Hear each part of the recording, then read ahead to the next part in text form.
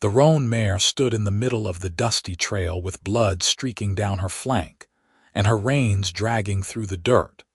And Quinn Oakley knew immediately that somewhere nearby a rider was in serious trouble.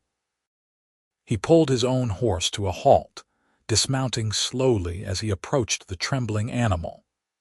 The afternoon sun beat down mercilessly on the California hills surrounding Weaverville, and the summer heat of 1878 made everything shimmer in waves across the horizon. Quinn was 30 years old, weathered by years of working cattle ranches and moving from town to town, but he had never gotten used to the sight of a riderless horse. Nothing good ever came from finding one alone. "Easy now," he murmured, reaching for the mare's reins.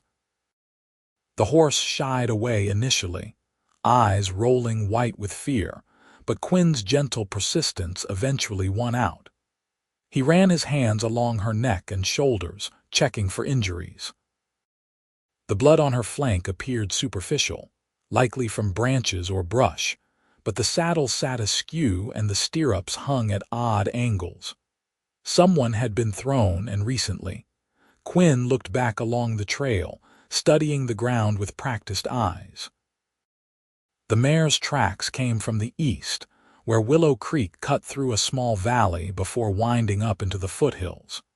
He could see disturbed earth and broken vegetation marking where the horse had bolted through the underbrush. His jaw tightened as he made his decision. Leading both horses, he backtracked along the trail, following the signs of the mare's panicked flight. The sun hung lower now, painting the sky in shades of amber and rose. He had been heading into Weaverville for supplies, but that would have to wait. Out here in the wilderness, leaving someone stranded could mean death, especially as night approached and the temperature dropped. The trail led him off the main path and down toward the sound of running water. Willow Creek sparkled through the trees, its banks lined with smooth stones and wild grass. Quinn's heart hammered as he searched the area, his eyes scanning every shadow and hollow. Then he saw her, a crumpled figure in a dark blue riding dress lying motionless beside the creek, half hidden by the tall grass. He dropped both sets of reins and ran, his boots splashing through the shallow edge of the creek.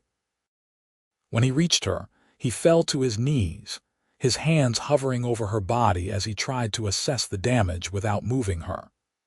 She was young, probably in her mid-20s, with dark blonde hair that had come loose from its pins and lay scattered across her shoulders.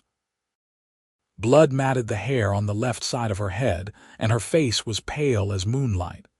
Miss, can you hear me?" Quinn's voice came out rough with concern. He gently pressed his fingers to her throat, searching for a pulse. Relief flooded through him when he felt the steady beat beneath her skin. She was alive, but unconscious, and that head wound worried him considerably. He knew he needed to check for other injuries before attempting to move her. Working carefully, he ran his hands along her arms and legs, feeling for broken bones.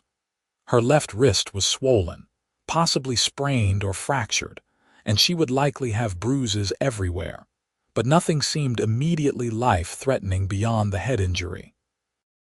The real danger would be internal injuries he could not see. Quinn stripped off his jacket and folded it, placing it gently beneath her head to cushion her from the hard ground. Then he soaked his bandana in the cold creek water and began carefully cleaning the wound on her scalp. She stirred slightly at his touch, a soft moan escaping her lips, but her eyes remained closed. "That's it," he encouraged softly. "Come on back now. You're safe." Her eyelids fluttered, and then suddenly she was looking up at him with eyes the color of summer sage. Confusion and fear clouded her gaze, and she tried to push herself upright. "Hold on now," Quinn said firmly but gently, placing a hand on her shoulder. "Don't try to sit up too fast. You took a nasty fall." "My horse," she gasped, her voice barely above a whisper. Something spooked her. "A rattlesnake, I think." She reared an eye, she winced, raising her good hand to her head. "Your mare's fine. Found her on the trail and followed her tracks back to you. Name's Quinn Oakley. What's yours?" "Amelia," she managed, closing her eyes against what was clearly a pounding headache. "Amelia Nash. How bad is it?" "You have a head wound that bled quite a bit and your left wrist is injured. Can you move your fingers?" Amelia flexed her fingers slowly, wincing at the pain. "Yes, but it hurts terribly." "That's good though. Means it's likely not broken clean through, maybe just fractured or sprained. The head wound is what concerns me more. You were unconscious when I found you. Do you remember hitting your head?" "I remember falling, grabbing for the saddle horn, and then nothing until just now." "Where are we exactly?" Her eyes opened again, and Quinn found himself momentarily distracted by the intelligence and strength he saw there, even clouded with pain as they were. "About 3 miles east of Weaverville, down by Willow Creek. Were you heading into town?" "Yes, from my father's ranch." "The Circle N, about 8 miles northwest of here." She tried again to sit up, and this time Quinn helped her, supporting her back as she slowly eased into a sitting position. She swayed slightly, and he kept his arm around her shoulders until she steadied. "Easy does it. You have got quite the knock to your head. I think I should get you to the doctor in Weaverville as soon as possible." Amelia looked around, seemingly taking stock of her situation for the first time. The sun was sinking lower, and shadows were lengthening across the valley. "I cannot ride," she said, frustration evident in her voice. "Not like this. I would just fall off again." Quinn had already considered this problem. "I will ride with you, keep you steady. It is not that far and we need to get that head looked at proper. Your family will be worried too." "It is just my father and me," Amelia said, and something in her voice suggested loss. "And he is away in Sacramento on business. He is not due back for another week. I was managing the ranch alone, or rather, our foreman and the hands were doing most of the actual work. I was just riding to town for supplies and to pick up the mail. This complicated matters." Quinn studied her face, noting the way she held herself despite the pain, the determined set to her jaw. "Well then, Miss Nash, seems like you are stuck with me for a bit. Let me help you up, and we will get you to the doctor. Then I will make sure someone rides out to your ranch to let your foreman know what happened." He stood first, then carefully helped Amelia to her feet. She wobbled dangerously, and Quinn wrapped his arm around her waist to steady her. She was tall for a woman, coming up nearly to his shoulder, and despite her obvious pain, she held most of her own weight rather than collapsing against him. He admired that independence even as he worried about her stubbornness making things worse. "My things," she said, looking around. I had saddlebags with money for the supplies. Quinn spotted the bags lying several feet away, apparently thrown clear when the mare bolted. He retrieved them and slung them over his shoulder. "Got them. Now, let us get you on that horse before you fall down." The walk back to where he had left the horses felt interminable. Amelia leaned heavily on him, though she clearly tried not to, and by the time they reached the animals, her face had gone gray with exhaustion and pain. Quinn's horse, a sturdy buckskin gelding named Rusty, stood calmly waiting, while Amelia's roan mare had calmed down enough to graze on the sparse grass along the trail. "I am going to lift you up," Quinn warned, and before Amelia could protest, he swept her up into his arms. She gasped, clutching at his shirt with her good hand, but he moved quickly, settling her into Rusty's saddle before she could object. Then he swung up behind her, pulling her back against his chest and wrapping one arm securely around her waist. "Hold on to the saddle horn with your good hand," he instructed, gathering the reins with his free hand. He tied the mare's lead rope to his saddle, then clicked his tongue to set Rusty moving at a careful walk. Amelia sat stiffly at first, clearly uncomfortable with the intimate proximity. But as they rode and the pain and exhaustion caught up with her, she gradually relaxed back against him. Quinn tried to ignore the way her hair smelled like lavender and sunshine, or how perfectly she seemed to fit against him. This was a rescue, nothing more. The woman was injured and vulnerable, and he was simply doing what any decent man would do. Still, he could not help but notice things.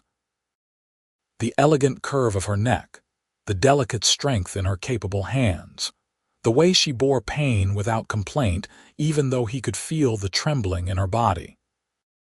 He found himself wanting to know more about her, about what had brought her to be managing a ranch alongside her father, about the loss he had heard in her voice when she mentioned her family. "How long have you been in these parts?" Amelia asked suddenly, breaking the silence that had fallen between them.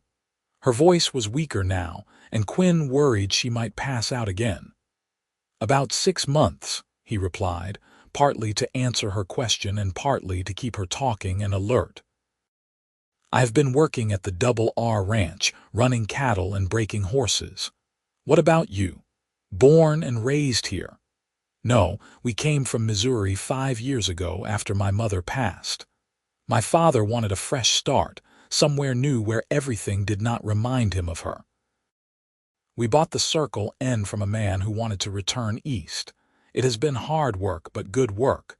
The land is beautiful, even if it can be unforgiving." Quinn heard the affection in her voice when she spoke of the ranch, the same love for the land that he felt himself. "I know what you mean.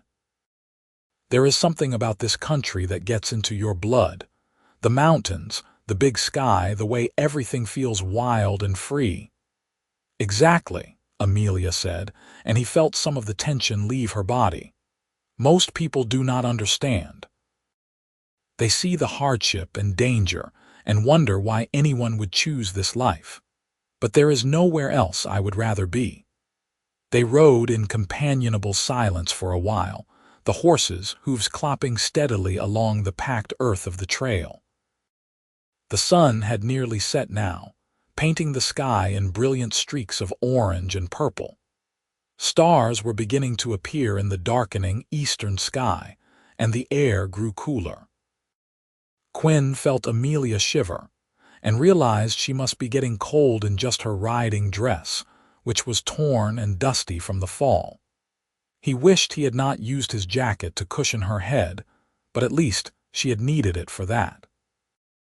"Not much farther now," he said, though it would still be at least another hour before they reached Weaverville. "How are you holding up?" "I have felt better," Amelia admitted with a weak laugh that turned into a wince. "But I have also felt worse. Last year I broke my arm when a green horse threw me into a fence post. This is painful, but I will survive." "You break horses?" Quinn asked, unable to keep the surprise from his voice. It was not common work for women, though not unheard of in this rugged country where everyone had to pull their weight. "Not anymore, not after that incident. My father forbade it, said it was too dangerous. But I still work with the horses, training them once they are past the initial breaking. I have always had a way with animals." There was pride in her voice, and maybe a little defiance too. Quinn found himself grinning in the growing darkness. "I bet your father has his hands full with you." "He might say the same about me regarding him," Amelia replied, and despite her injuries, Quinn could hear the smile in her voice. "We are both stubborn.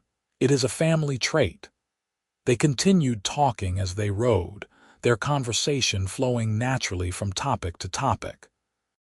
Quinn learned that Amelia was 26 years old, that she loved to read though books were scarce out here, that she had dreams of expanding the Circle N into one of the most successful ranches in the territory.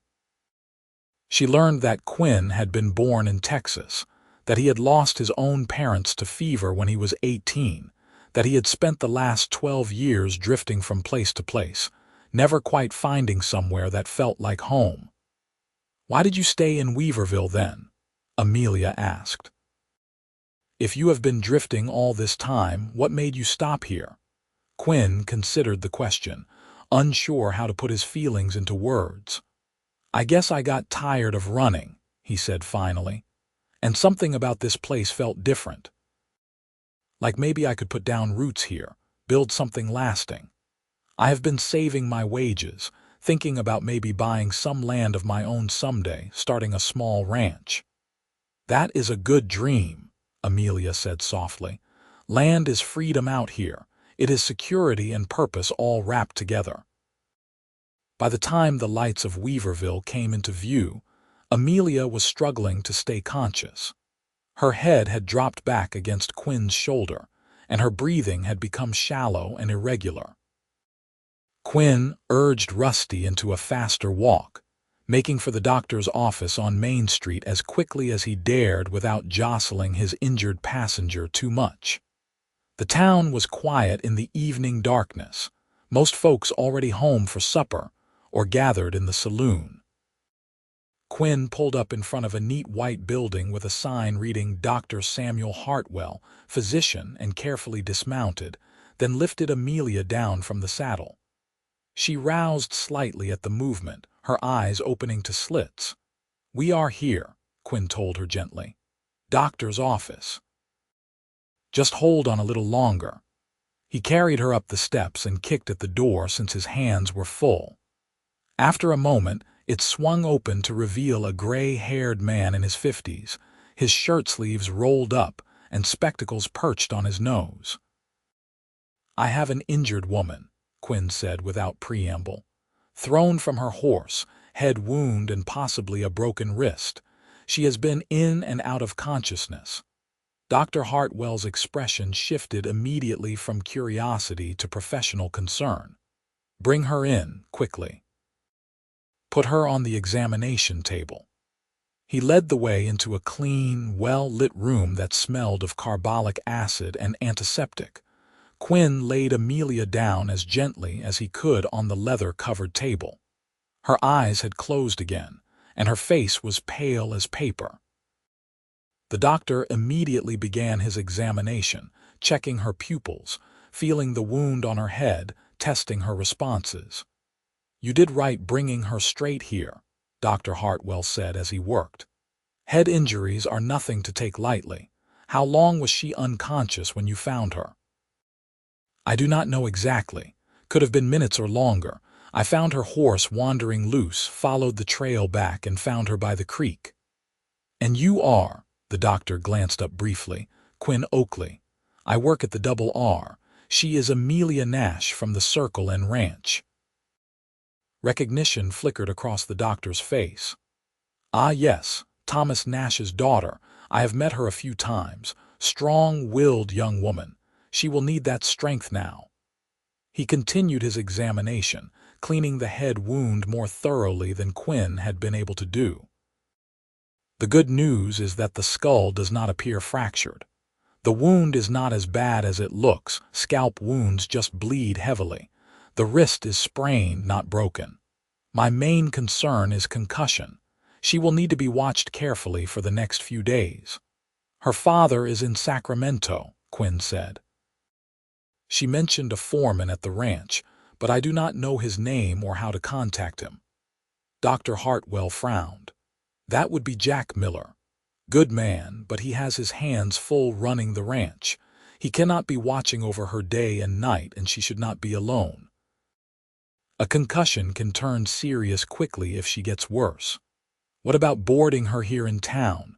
The hotel or somewhere? Mrs. Patterson runs a boarding house, but she is caring for her own sick husband right now. The hotel is full up with miners passing through." The doctor paused, considering. "She really should not be alone. Is there anyone who could stay with her at the ranch?" Quinn felt the weight of responsibility settling onto his shoulders. He barely knew this woman, had only spent a few hours in her company, but he could not just abandon her. "I could stay," he heard himself say. "At least for tonight and tomorrow, make sure she is stable. Then we can figure out something else." Dr. Hartwell studied him for a long moment, and Quinn met his gaze steadily. Whatever the doctor saw there must have satisfied him because he nodded. "All right. I will trust you to be a gentleman, Mr. Oakley. Miss Nash needs rest and quiet. No riding for at least a week, probably longer. She can have water and light food if she can keep it down, but she will likely have a fierce headache for several days. If she starts vomiting repeatedly or becomes confused or has a seizure, you bring her straight back here. Understood?" "Yes, sir." "Good. Help me bandage this wrist properly, and then you can take her out to the ranch. I will ride out tomorrow to check on her." They worked together to wrap Amelia's wrist in a proper splint and bandage her head wound. She stirred several times during the process, murmuring incoherently, but did not fully wake. When they finished, Quinn paid the doctor's fee from his own pocket and then scooped Amelia up once more. "Wait," Dr. Hartwell said, disappearing into a back room. He returned with a bottle of laudanum. "For the pain, but use it sparingly. Too much can be dangerous, especially with a head injury. A few drops in water should be enough." Quinn tucked the bottle carefully into his pocket, then carried Amelia back outside. Getting her onto the horse while unconscious proved more challenging than before, but eventually he managed, holding her securely against him as he turned Rusty northwest toward the Circle N. He had never been to the ranch before, but Amelia had mentioned it was 8 miles out, and there were not that many roads leading in that direction. He would find it, even in the darkness. The moon had risen, nearly full, and it cast enough light to see by. The ride seemed longer than it probably was.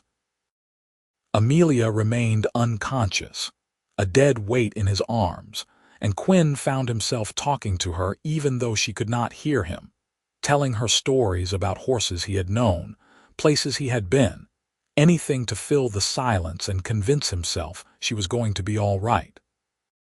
When he finally spotted the entrance to the Circle N, marked by a wooden arch spanning the drive, relief flooded through him. He followed the rutted road up to a sturdy ranch house built of logs and stone, with a wide front porch and smoke rising from the chimney. Lights glowed in several windows, and as Quinn approached, the front door opened and a stocky man in his 40s stepped out, rifle in hand. "Who goes there?" the man called out, his voice gruff with suspicion. "Quinn Oakley from the Double R," Quinn called back. "I have Miss Nash." She was thrown from her horse and hit her head. The doctor looked at her, but she needs rest and watching. The man lowered his rifle and hurried forward. "Good Lord. Jack Miller, foreman here. What happened?" Quinn explained again as Jack helped him dismount and then lifted Amelia down. "The doctor said she should not be alone for the next few days. I offered to stay and keep watch, at least until her father returns or other arrangements can be made." Jack studied him in the moonlight, his weathered face creased with worry and suspicion.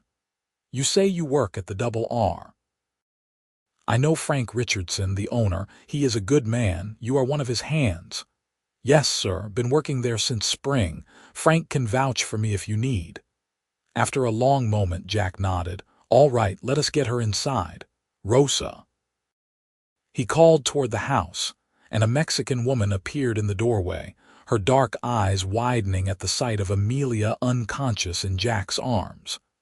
"Dios mío, what happened to Miss Amelia?" "Thrown from her horse," Jack said shortly. "She needs to be put to bed. Can you help?"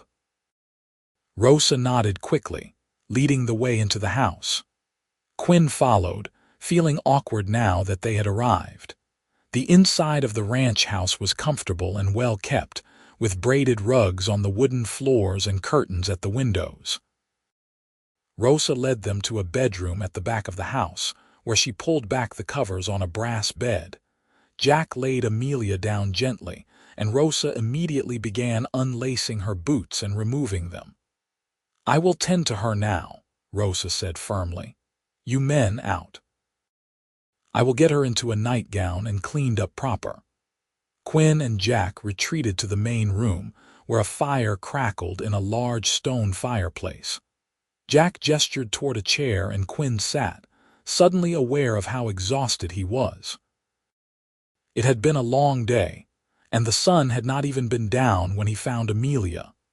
"Tell me everything," Jack said, settling into a chair across from Quinn. So Quinn did, starting from finding the roan mare on the trail and ending with Dr. Hartwell's instructions.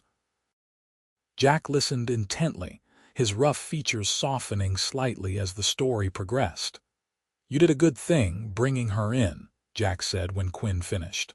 "Not many men would have bothered to backtrack, or would have taken the time to see her all the way home. I am grateful." "Anyone would have done the same," Quinn said, though he knew that was not entirely true. The world was full of people who would have taken the horse and left the rider to her fate. Maybe, maybe not. Either way, you are welcome to stay as long as Miss Amelia needs looking after. We have a spare room, and Rosa is the cook and housekeeper here. She lives in a cabin out back with her husband, Miguel, who works with the horses. They will make sure you are fed and comfortable." "I appreciate that." "I should get word to Frank at the Double R, let him know what happened and that I will be gone a few days." "I will send one of the hands over first thing in the morning," Jack assured him. "For tonight you just rest. It has been a long evening." Rosa emerged from the bedroom, wiping her hands on her apron. "She is settled. Still sleeping, which is probably for the best. That head must pain her something fierce. I will sit with her for a while." "The doctor said someone needs to watch her through the night," Quinn said. "I can do that if you show me where to sit. I should be the one, since I told the doctor I would." Rosa looked at Jack, who shrugged. "It is not entirely proper, but these are unusual circumstances. I suppose if you stay in a chair and keep the door open a crack, there cannot be too much gossip." So Quinn found himself sitting in a ladder-back chair beside Amelia Nash's bed as midnight came and went. Rosa had brought him coffee and some cold beef and bread, which he ate gratefully. The room was simply furnished but comfortable, with a dresser, a wardrobe, and a small table beside the bed holding a lamp turned low. Amelia lay still as death beneath the quilts, her bandaged head stark white against the pillow and her face pale. But her breathing remained steady, and when Quinn checked her pulse as Dr. Hartwell had shown him, it beat strong and regular beneath his fingers. He found himself studying her face in the lamplight, memorizing features he had only glimpsed in snatches before. She had a strong face, beautiful in an unconventional way, with high cheekbones and a determined chin. Even unconscious and injured, she looked like a woman who knew her own mind, who would not be pushed around or told what to do. Quinn admired that, even as he recognized it could make her a handful. Around 2 in the morning, Amelia stirred, her head moving restlessly on the pillow. Quinn leaned forward, watching closely. Her eyes opened slowly, unfocused and confused. "Where?" she started, her voice hoarse. "You are home at the Circle Inn," Quinn said softly. "You have been unconscious most of the way. How do you feel?" Amelia's eyes found his face and held there for a long moment. "Like I was trampled by a herd of cattle," she admitted. "My head is pounding. The doctor left laudanum for the pain. Would you like some?" "Not yet. It makes me feel so foggy and I want to think clearly for a moment." She tried to sit up, and Quinn quickly moved to help her, propping pillows behind her back. "Thank you for everything. You saved my life today. I just did what anyone would do." "No," Amelia said firmly, meeting his eyes with surprising intensity. "Not everyone would have bothered to backtrack. Not everyone would have stayed to make sure I got home safely. You went beyond duty, beyond what a stranger owes another stranger. I will not forget that." Quinn felt heat rise in his cheeks, uncomfortable with her gratitude but also warmed by it. "Well, I could not very well leave you lying beside that creek. Besides, It gave me a chance to meet an interesting woman who breaks horses and runs ranches. A small smile tugged at Amelia's lips. Used to break horses. Now I just train them, much to my frustration. But yes, I suppose that does sound more interesting than most women you might meet. Most women I meet are serving drinks in saloons or married to ranchers I work for. I do not exactly move in sophisticated circles. Neither do I. Out here, sophistication means knowing which end of a branding iron to hold. Amelia's smile faded and she raised her good hand to her head, wincing. Perhaps I will take some of that laudanum after all. The pain is getting worse. Quinn quickly prepared a small dose in a glass of water, helping Amelia drink it. She made a face at the bitter taste but drank it all, then settled back against the pillows with a sigh. You should try to sleep more, Quinn advised. The doctor said rest is the best medicine for a head injury. What about you? You must be exhausted. I will be fine. I am used to long days and short nights. Someone needs to watch over you, make sure you do not take a turn for the worse. Amelia's eyes were already growing heavy from the laudanum, but she fought to keep them open. Will you stay? Tomorrow, I mean, and the next day. I know it is a lot to ask, but I do not want strangers looking after me, and you do not feel like a stranger anymore. The vulnerability in her voice touched something deep in Quinn's chest. I will stay, he promised, as long as you need me. Good, Amelia murmured, her eyes finally closing. That is good. Within moments she had drifted back to sleep, her breathing evening out. Quinn watched her for a while longer, then settled back in his chair, prepared for a long night. The next few days fell into a routine. Quinn stayed close to the house, checking on Amelia regularly while also making himself useful around the ranch. He helped Jack with some repairs to the barn, worked with Miguel in the corrals, and generally did whatever needed doing. Rosa fed him enormous meals and clucked over him like a mother hen, clearly approving of his dedication to Amelia's care. Amelia herself improved slowly but steadily. The headaches remained fierce for the first 2 days, but by the third day, she was able to sit up for longer periods and even insisted on getting dressed and coming out to the main room. Quinn helped her navigate the house, his arm steady around her waist when she swayed with dizziness. They spent hours talking during those days, sitting together in the main room or on the front porch when the weather was fine. Quinn learned more about Amelia's life, about growing up in Missouri with a mother who taught her to read and think independently, about the grief of losing her and the journey west to start over. Amelia learned about Quinn's lonely childhood as the youngest of 4 brothers, about watching his parents waste away with fever while he felt helpless, about the years of drifting because staying still meant facing the emptiness inside him. You are not empty, Amelia said firmly when he confessed this.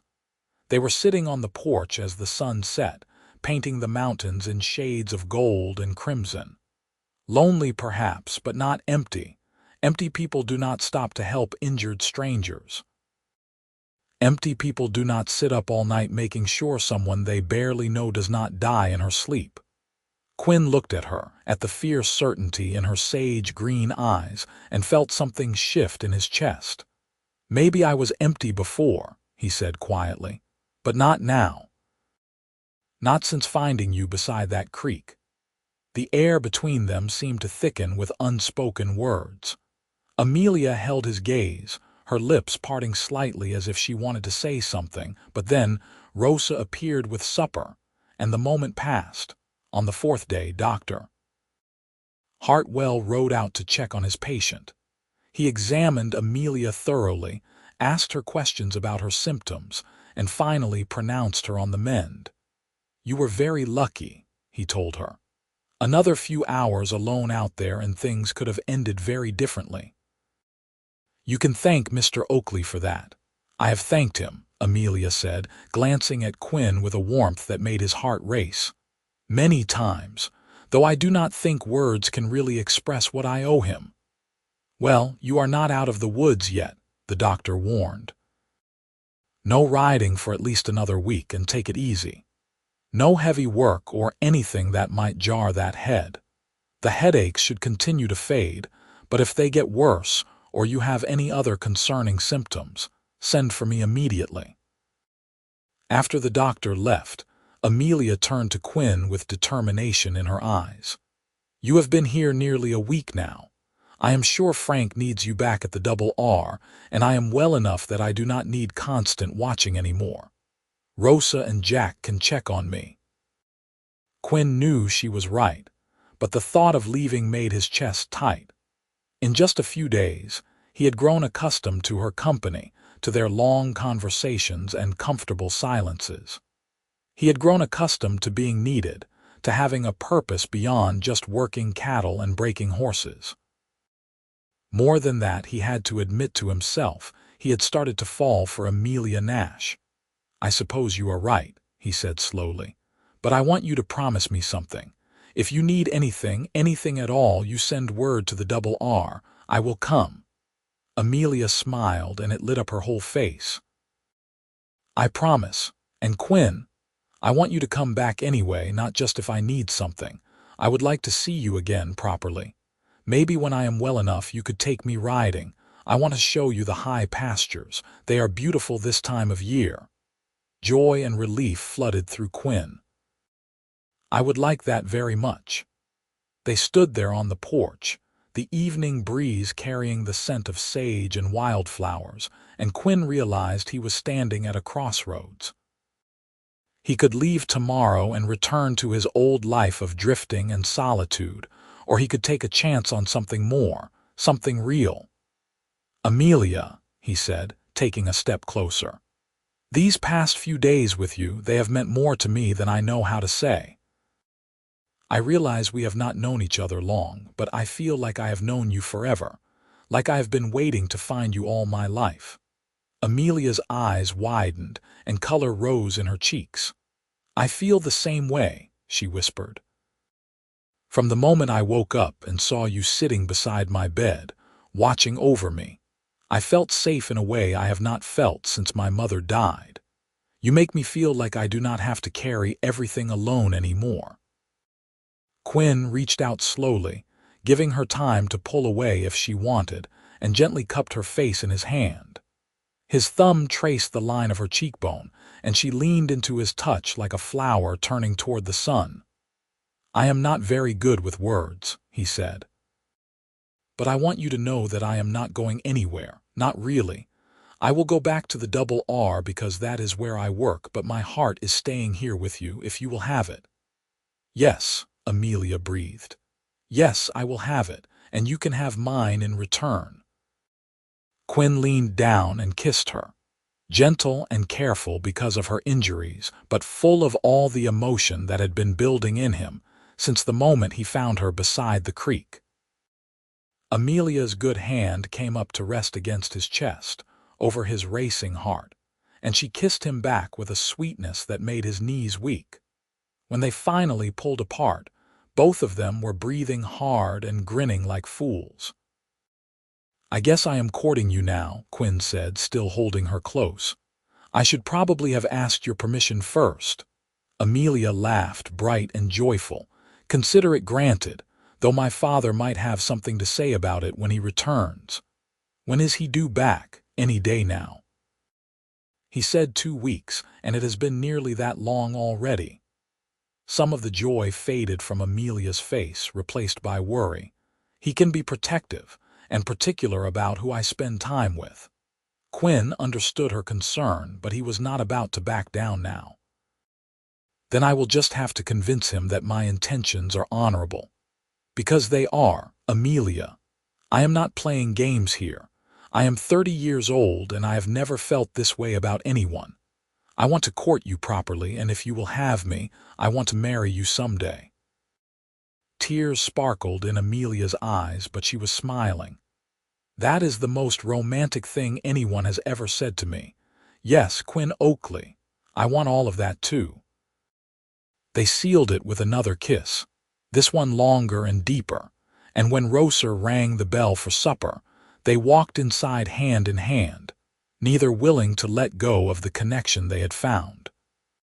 Quinn did return to the Double R the next morning, but he rode back to the Circle N every evening after his work was done.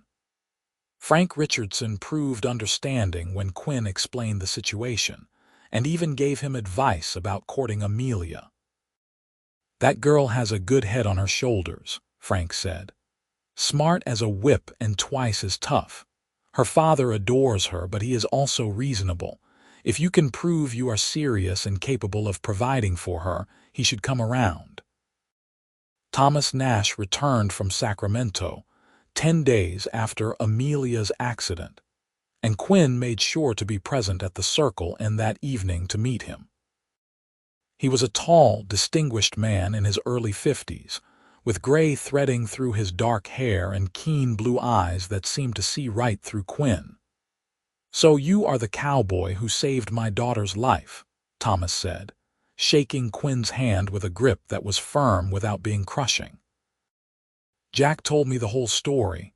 I am in your debt, Mr. Oakley." "No debt, sir. I just did what anyone should have done."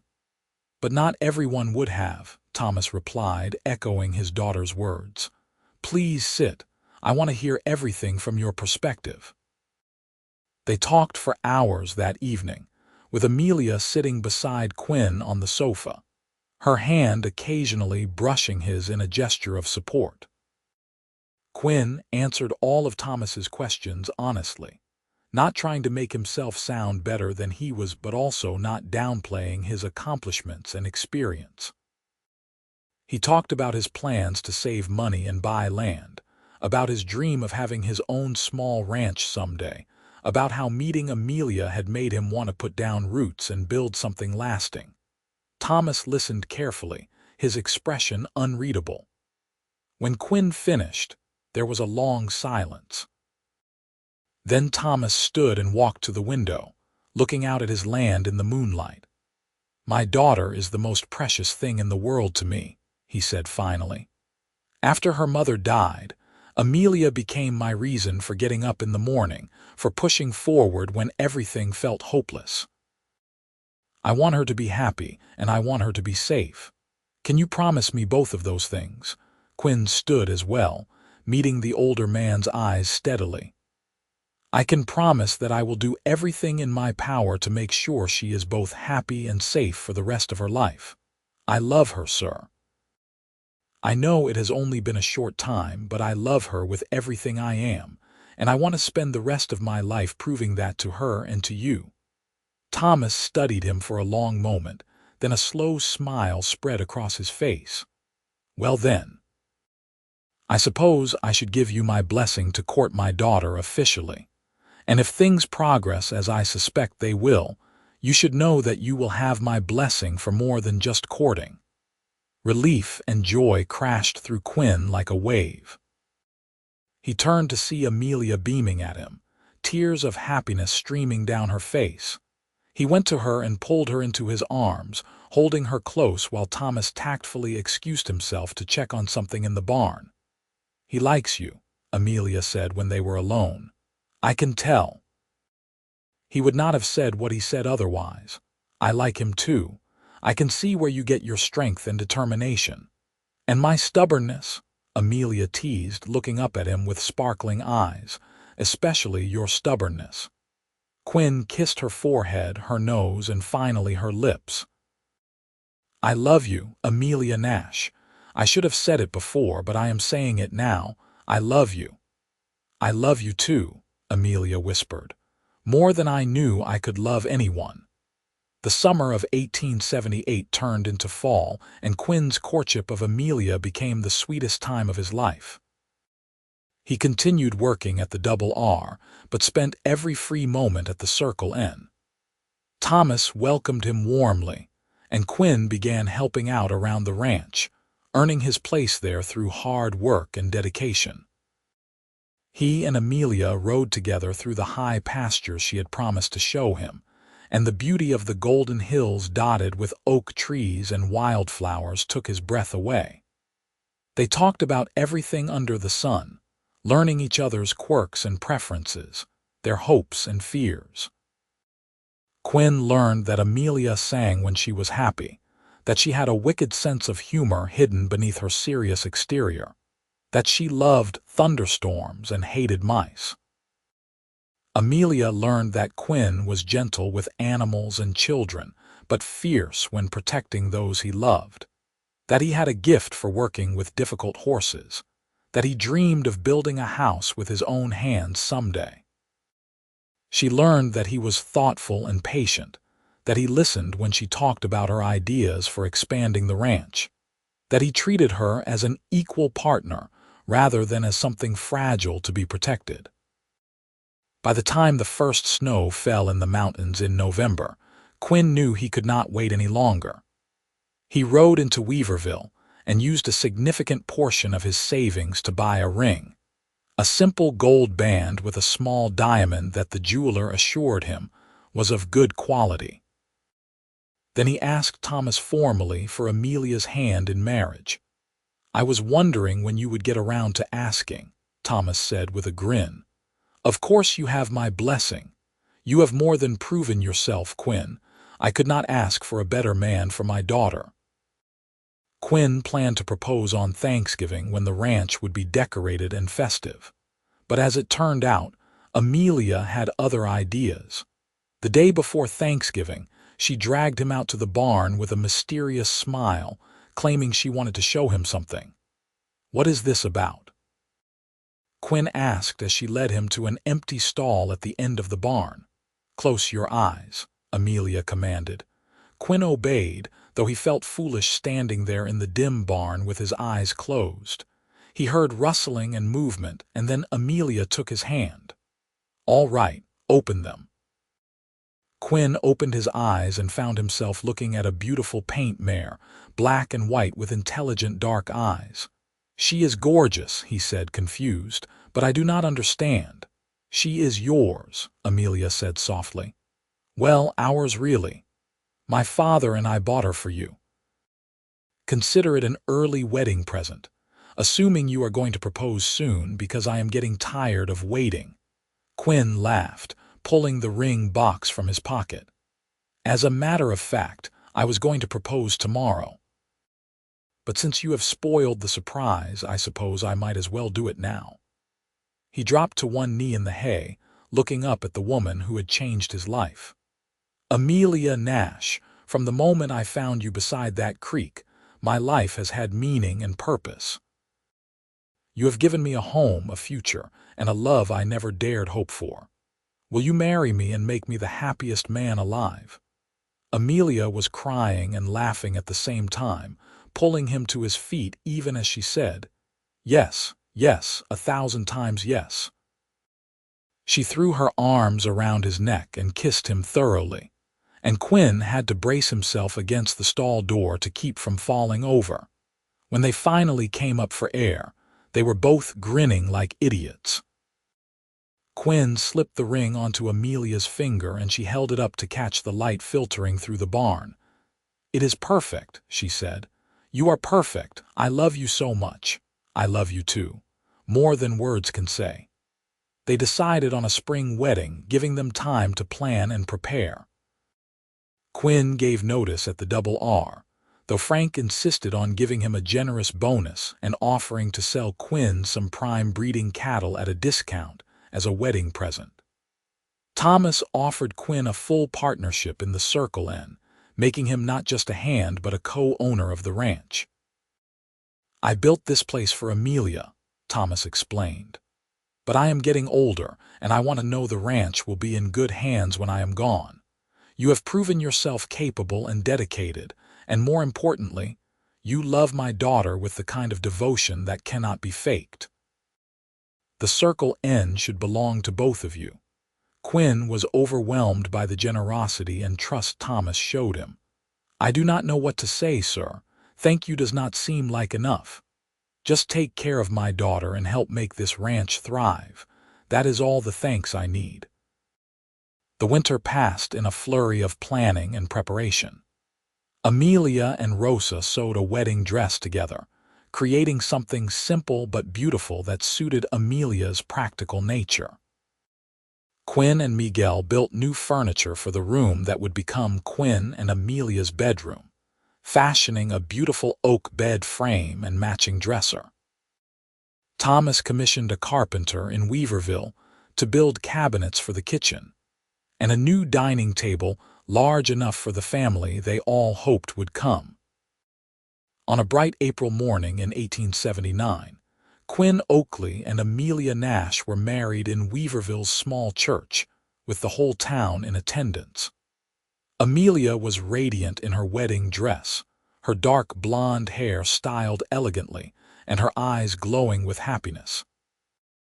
Quinn could barely speak when it came time to say his vows, so overcome was he by the reality that this incredible woman was choosing to spend her life with him.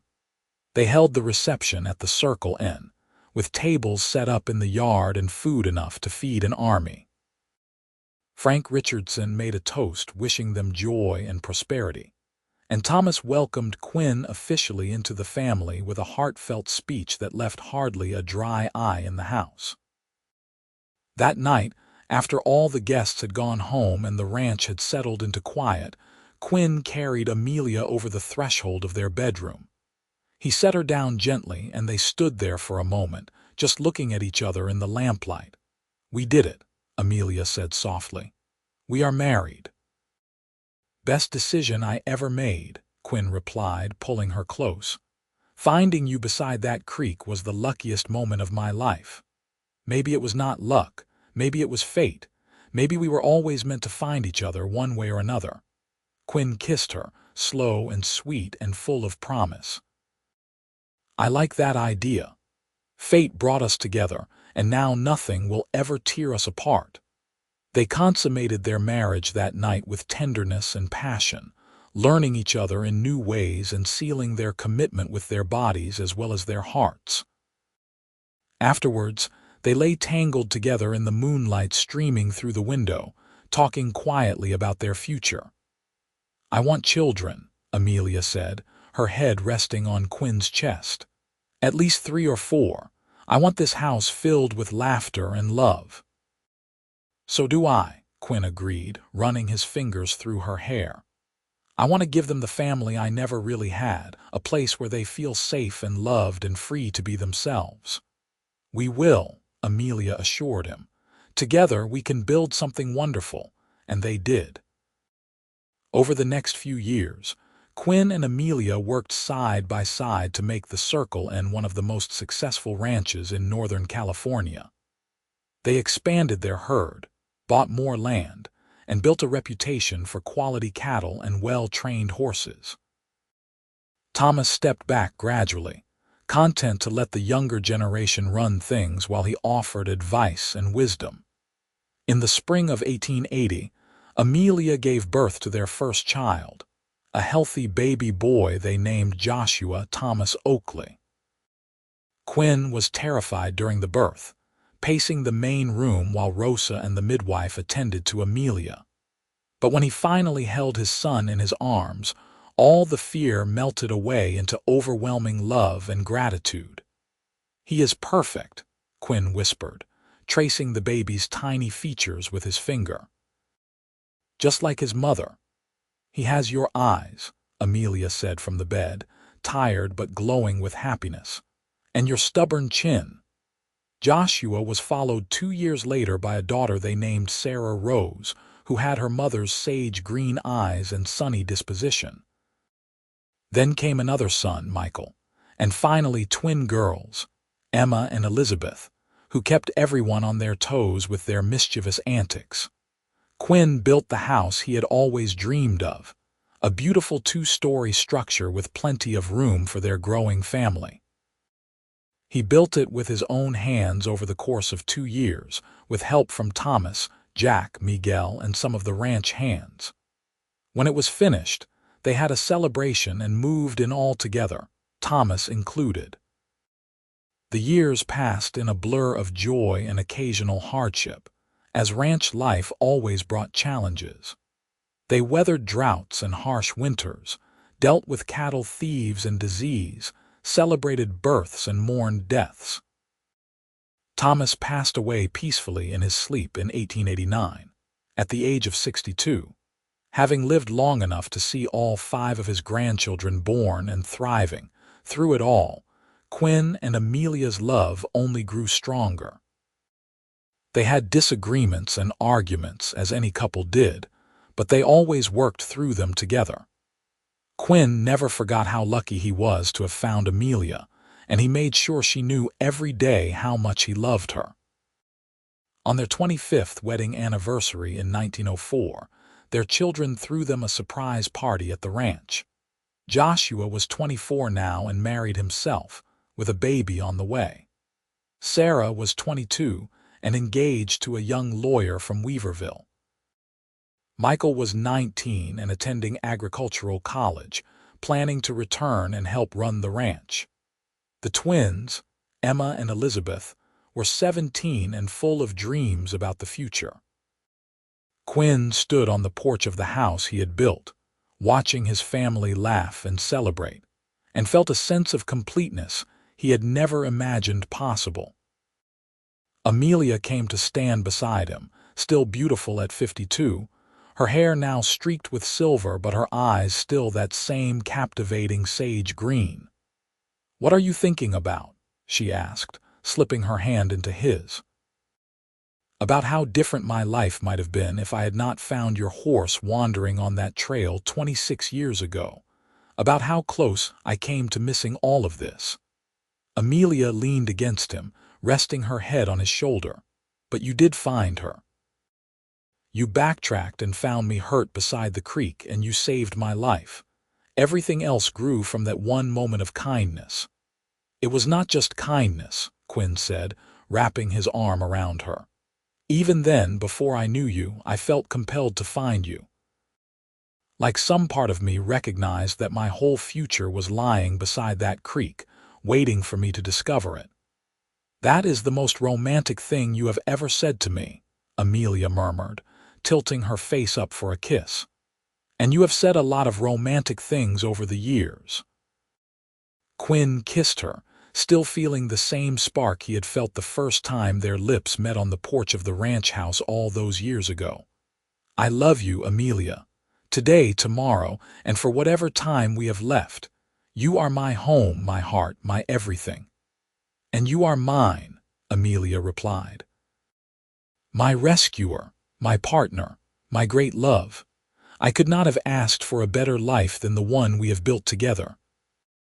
They stood there together as the sun set over the mountains, painting the sky in brilliant shades of orange and gold, surrounded by the family and the life they had created from a chance encounter, and a cowboy's decision to backtrack and help a stranger. It was a life full of love and purpose, exactly the kind of life Quinn had always dreamed of, but never dared hope he would find. And as the stars began to appear in the darkening sky and their grandchildren ran laughing across the yard, Quinn sent up a silent prayer of thanks for roan mares that spooked at rattlesnakes, for creeks running through California valleys, and for the twist of fate that had brought him to exactly the right place at exactly the right time to find the woman who would become his entire world. Years continued to unfold with the same sweetness that had characterized their life together from the beginning. Quinn and Amelia grew old side by side, their hair turning silver, their faces etched with the lines of laughter and sun and hard work. But their love remained as fresh and vital as it had been that day beside Willow Creek. Joshua took over most of the day-to-day operations of the Circle N, proving himself a capable rancher with his father's patience and his mother's business sense. He gave Quinn and Amelia 6 grandchildren, each one cherished and adored. Sarah and her husband settled in Weaverville, where she became involved in local politics and education, pushing for better schools in the territory. Michael returned from agricultural college with innovative ideas that helped the ranch thrive even during difficult economic times. Emma became a teacher, while Elizabeth surprised everyone by becoming one of the first female veterinarians in California. Quinn and Amelia watched it all with pride and joy, their hearts full to bursting with the legacy they had built. On quiet evenings, they would sit together on the porch of their house, holding hands and watching the sun set over the land they had worked so hard to build into something lasting. "Do you remember that first night?" Amelia asked one such evening when they were both in their 70s. "When you sat beside my bed all night, making sure I did not die," Quinn smiled, the memory as clear as if it had happened yesterday. "I remember thinking you were the most beautiful woman I had ever seen, even battered and unconscious. I remember feeling like my whole life had been leading me to that moment, to finding you. I remember waking up and seeing you there, this handsome cowboy who had saved my life. I remember feeling safe for the first time since my mother died, like I had finally found someone who would stand beside me no matter what came." "And have I?" Quinn asked, even though he knew the answer. "Stood beside you through everything?" "Every single day," Amelia confirmed, squeezing his hand. "Through 5 children and countless grandchildren, through droughts and storms, through loss and triumph. You have been my rock, my love, my partner in every sense of the word. I could not have asked for more." "Neither could I," Quinn said softly. "You gave me a home when I was drifting. You gave me purpose when I was lost. You gave me love when I thought I would never find it. Everything good in my life traces back to you." They sat in comfortable silence as darkness fell and stars filled the sky. Inside the house, they could hear their grandchildren playing, the sound of young voices raised in laughter and joy. It was the sound of continuity, of the future they had created together. Quinn died peacefully in 1918 at the age of 70, with Amelia holding his hand and their children gathered around his bed. His last words were, "I love you, Amelia. Thank you for giving me a life worth living." Amelia lived another 5 years, surrounded by the family she and Quinn had built, still sharp and engaged even as her body grew frail. She spent her final years telling stories about Quinn to anyone who would listen, making sure the grandchildren and great-grandchildren knew about the man who had found a wandering horse and backtracked to save a stranger, changing both their lives forever.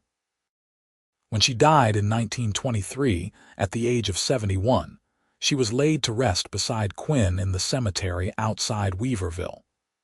Their headstone was simple, bearing both their names and the dates of their lives, but also an inscription that Amelia had chosen years earlier. "He found her beside the creek." She found her home in his heart. Together they built a legacy of love. The circle and ranch remained in the family for generations, passed down through Joshua and his children and grandchildren. The story of how it all began, with a roan mare spooked by a rattlesnake and a cowboy who cared enough to backtrack, became a treasured family legend, told and retold at gatherings and celebrations. And in the place where Quinn first found Amelia, beside Willow Creek in the California hills, someone eventually placed a small marker commemorating the spot where a love story began that would echo through generations. It was a love born from compassion and chance, from courage and kindness, from 2 souls recognizing in each other what they had been searching for all along. Their story lived on, a testament to the truth that sometimes the best things in life come from simply choosing to care, choosing to help, choosing to backtrack when it would have been easier to ride on. Quinn and Amelia's love had been built on that foundation of basic human decency, and it had grown into something beautiful and lasting, something that touched everyone around them and continued to inspire long after they were gone. In the end, their story was simple but profound, a reminder that love can be found in the most unexpected places, and that the choice to help a stranger can change not just one life, but generations of lives to come. It was a story of the American West at its finest, a tale of hard work and determination, of building something from nothing, of love conquering loneliness and creating community. And it all began with a wandering horse, a creek running clear and cold through California hills, and a cowboy who chose to turn back instead of riding on. That single choice, made on an ordinary afternoon in the summer of 1878, had rippled outward like circles on water, touching countless lives and creating a legacy that would endure long after the Wild West had passed into history and memory. The land itself seemed to remember their story. The ranch they had built continued to thrive, a testament to their vision and hard work. The house Quinn had constructed with his own hands still stood solid and strong, sheltering generation after generation of their descendants. And beside Willow Creek, where it had all begun, the water continued to run clear and pure, just as it had on that fateful day when everything changed. Sometimes, on quiet summer evenings when the light slanted golden across the hills, people said you could almost feel their presence there. Two souls so perfectly matched that not even death could truly separate them. Whether it was true or just the romance of wishful thinking, it did not really matter. What mattered was that they had lived, they had loved, and they had left the world a better place than they found it. That was the real legacy of Quinn and Amelia Oakley, a legacy not just of land and cattle and prosperity, but of love, dedication, and the kind of partnership that made life worth living. They had taken a moment of crisis and transformed it into a lifetime of joy. They had taken two lonely souls and created a family that stretched across decades. They had taken a ranch and turned it into a home, a place where love was the foundation of everything. And it had all started with a simple act of kindness, a cowboy's decision to care about the fate of a stranger, and the courage of a woman who had fought her way back from injury to claim the life and love she deserved. Their story was quintessentially American, a tale of the West that celebrated not gunfights and outlaws, but the quieter heroism of building a life, raising a family, and loving someone with your whole heart for your entire life. In the years after their deaths, their descendants would sometimes gather at the old ranch for reunions, and someone would inevitably tell the story again. How Quinn had found the roan mare wandering, how he had backtracked and found Amelia hurt beside the creek, how he had stayed with her, cared for her, and fallen in love with her, how she had loved him back with equal fierce devotion, and how together they had built something that lasted, something that mattered, something that proved love was not just a feeling but a choice renewed every single day. The children and grandchildren and great-grandchildren would listen, some hearing the story for the first time, others having heard it dozens of times but never tiring of it. And when the story ended, they would look around at the ranch, at the land, at each other, and understand that they were all part of something larger than themselves.